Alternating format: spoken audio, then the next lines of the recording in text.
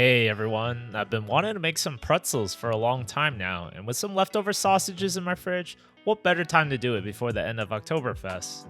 My good friend also gave me a bunch of cheese as well, so I decided to make a beer cheese to dip the pretzels in. Before we start, apparently a lot of my viewers still aren't subscribed, so if you've been enjoying my cooking content, leave a like and subscribe. It does help me out a bit. So this pretzel recipe came from a YouTuber named Chainbaker, and I'll link the original video, but the difference was I made a pre-ferment to see if it would come out even better. We'll be making a Poolish, which is just equal parts water and flour with a pinch of yeast. I have 200 grams of flour and 200 grams of water. A pre-ferment adds extra flavor to any of your bread, as the long fermentation allows all the wheat flavors to develop further. Mix everything together until it's well combined, then cover it with some plastic wrap and leave it overnight for at least 12 hours. The next day, you can see our pre-ferment is bubbly and stretchy. We're now going to add in 15 grams of salt, 9 grams of yeast, and 15 grams of brown sugar to the mix. I also added in 250 grams of German beer since it's Oktoberfest, and 75 grams of softened butter. Finally, add in 550 grams of bread flour. I like to mix everything up for a bit by hand before I start using my stand mixer to knead the dough. You could definitely do this by hand, but since I was hosting a German-ish food night, I decided to make my life easier and just use my stand mixer. We want to knead this for 5 to 6 minutes, and it'll look a little shaggy at first, but eventually turn into something like this. Nice and smooth. Perfect. Give it a good tug to see if it tears, and if not, time to shape this into a ball and let it ferment. I'm going to cover it and let it ferment for 45 minutes before I start folding the dough, which is quite simple. Sprinkle some flour on the top of the dough and then release the dough flour side down. Now we grab any corner and stretch it towards the middle, rotate the dough, and repeat until you reach the point where you first began. Flip it over and start pulling the dough towards you while having your hands contact the table constantly. This will help create tension. Rotate the dough and keep doing so until your ball of dough is tight. Once finished, place it back into the bowl, cover it with some plastic wrap, and we're going to ferment again for another 45 minutes. When it's done proofing, it's time to start separating the dough. We'll flour the top of the dough and release it from the surface. I then use a scale to divide the dough into 12 equal pieces. Once you divide all 12, we will do a pre-fold to get them into a general rectangular-ish shape. Flatten the dough out a bit. Fold the right side towards the middle and then the left side as well. Now we will take the top part and fold it towards the middle while tucking it down with your fingertips. Repeat this until you get a general rectangular tube shape. I'll show you a couple more, as describing it may be a lot harder than just watching what I do with my hands.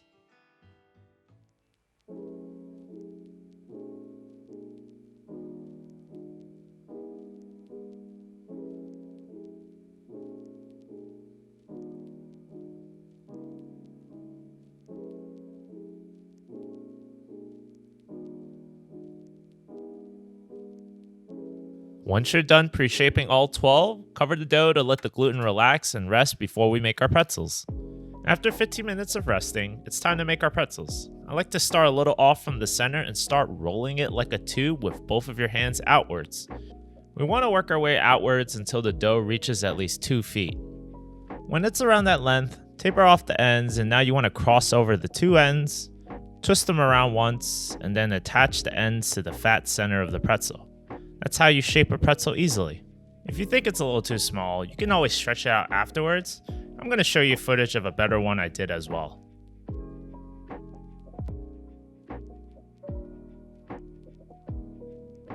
Repeat this for all 12 pretzels, cover with plastic wrap, and stick it in the fridge while we prep our boiling liquid. I have 6 cups of water, and I'll add in 3 tablespoons of baking soda. Normally, pretzels are boiled in a lye solution, but that's potentially dangerous, and I don't make pretzels that often, so this is a good alternative. It'll get you close enough for a home cook at least. Give everything a good stir, and then bring this pot up to a boil. While we're waiting, preheat your oven to 400 degrees Fahrenheit. Once the water is boiling, drop in your pretzels and let them boil around 1 minute. My pot can fit 2, so don't overcrowd your pan. When you're done, place it back onto the pan and repeat the process for all your pretzels.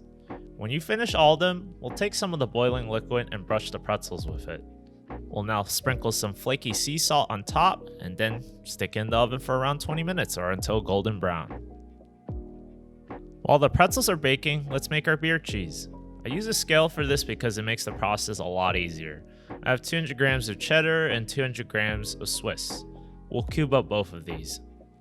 This will make the cheese melt quicker and more evenly. To this, I'm going to add in 200 grams of beer and 18 grams of sodium citrate.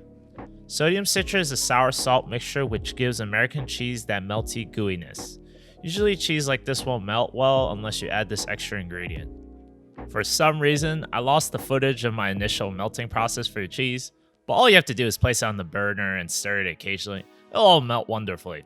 I was shook actually how easy it was, so you gotta trust me on this.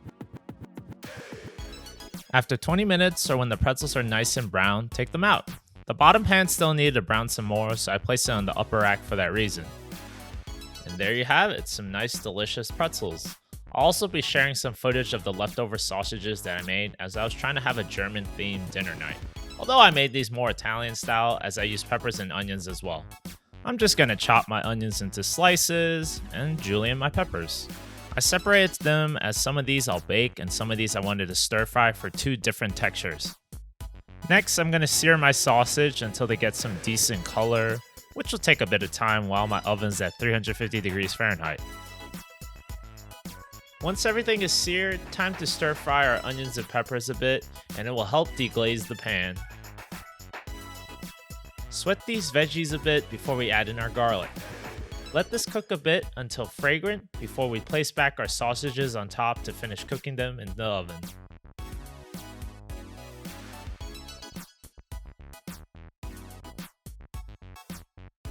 And that's how I hosted a Germanish night with some pretzels, beer cheese, sausage peppers, and onions. Hope y'all enjoyed it, and I'm gonna give my friend a little shout out for sharing the love with that free cheese. Oh my lords, I'm so tired. The gang eats cheese, sausage, and pretzels. Thank you for the cheese, sir. You're gonna get this shout out. Hey everyone, thanks for watching my video, and if you enjoyed it, please like and subscribe and follow my Instagram at Weekend Cooks. Thanks for the support, everyone.